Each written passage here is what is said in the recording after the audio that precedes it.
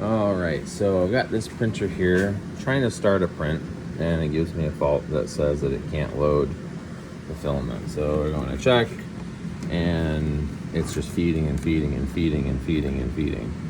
I pulled the connector off back here, pulled this tube off, and found that it's not coming out the back anywhere, it's just feeding. Well, that leads me to believe that it goes down into the base here, underneath this tray. So I'm going to walk you guys through how to fix it.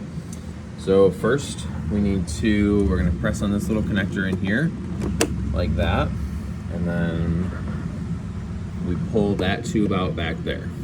And then there's another connector right there that we pull out, and then we can take the AMS off the printer. So I'm gonna do that. I'm gonna get that over onto my bench, and then we'll pick back up. All right, so one of the first things I noticed, I got this off the printer, I flipped it over, I looked underneath. You can see all that filament built up under there. You can see those 4 PTFE tubes right there. So those are the channels, the tubes that the filament goes into from these 4 slots here. So what happens is you can kind of see right here, there's that dark line in the middle of that tube right there. So that's where it's worn out and worn super thin just from the filament rubbing against it over and over and over again, lots of repetitions. It wears through that PTFE tube. So we're gonna take this apart and replace the tubes. So stay tuned. All right, so we have our Allen drivers. So mainly the 2 that we use are gonna be the 1.5 and the 2.0.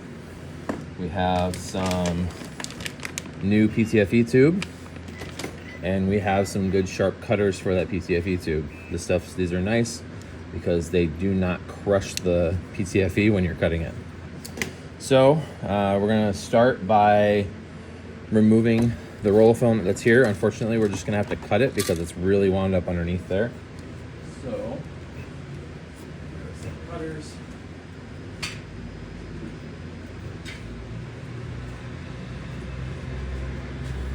All right, so I'm just gonna cut this to remove that spool.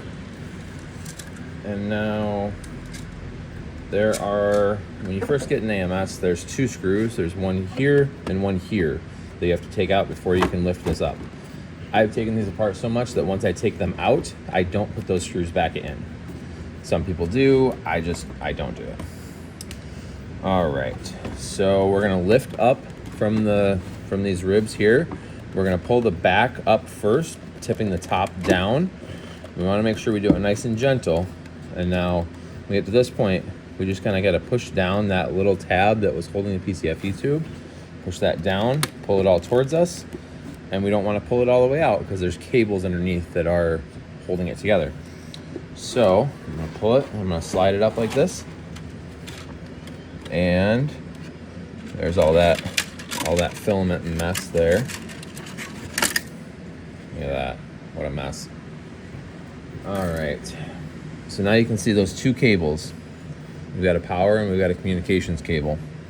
Normally this little, I think it's a ferrite, is popped up inside of there. I'll move you guys over a little bit so you can see a little bit better.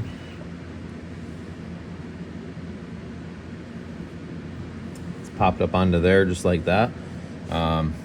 Sometimes I can get it to stay in there, sometimes I can't, so it's kind of hit or miss. So now's a good time to pull out any of the pieces and chunks that you see in here, random filament chunks that fall out. What I like to do is I like to pull these out from the board here. I just grab a hold and pull them straight up. Now, sometimes these might have a little dab of silicone on them that you might have to cut free to get those connectors to come out. All right, now the whole top of the AMS is free to come out. Again, like I said, good time to take stock into what's in here and just kind of clean that out. I'll clean the bench off when we're done. Now I'm gonna set the AMS body over there out of my way. And now we have kind of the internals of the AMS.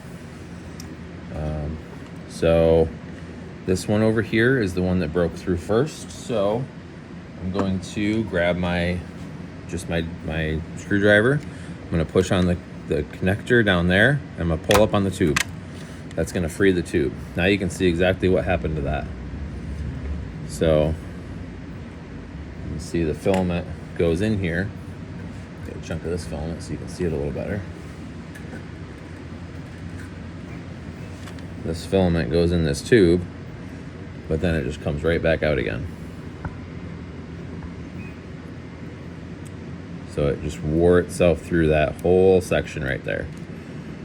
So we're gonna replace all 4 of these just because they all wear at pretty much the same rate, depending on your use. We generally use more than 1 spool at a time when we're printing on these, so they generally wear at the same rate for us. These are different lengths, the outsides versus the insides. So when you're replacing them, you wanna make sure that the outside ones are longer and the inside ones are shorter. Whenever I do this, I always take one off. I hold it up against my new piece. I hold the ends together. And then I measure down to where I need it to be. And now I'm gonna line the blade up against the old one. And I'm just gonna kind of rock that back and forth a little bit, and it cuts the brand new one just like that. That one's garbage, brand new one. I'm gonna plug it in up here first. And then I'm gonna plug it back in down here into the base. So this is your 4-to-1. This has got another motor on it too that ultimately drives your filament out of the AMS. You've got 4 motors, which is what all of these different connectors are for. Yeah, so I'm gonna go ahead and go through and replace all 4 of these PTFE tubes. That one's wearing through. You can kind of see it. You can see that like line that runs down the middle of it. Hasn't quite broken through yet, but I know it's going to before too long. So I'm just gonna go through and replace it right now so I don't have a headache later on and have to do this all over again.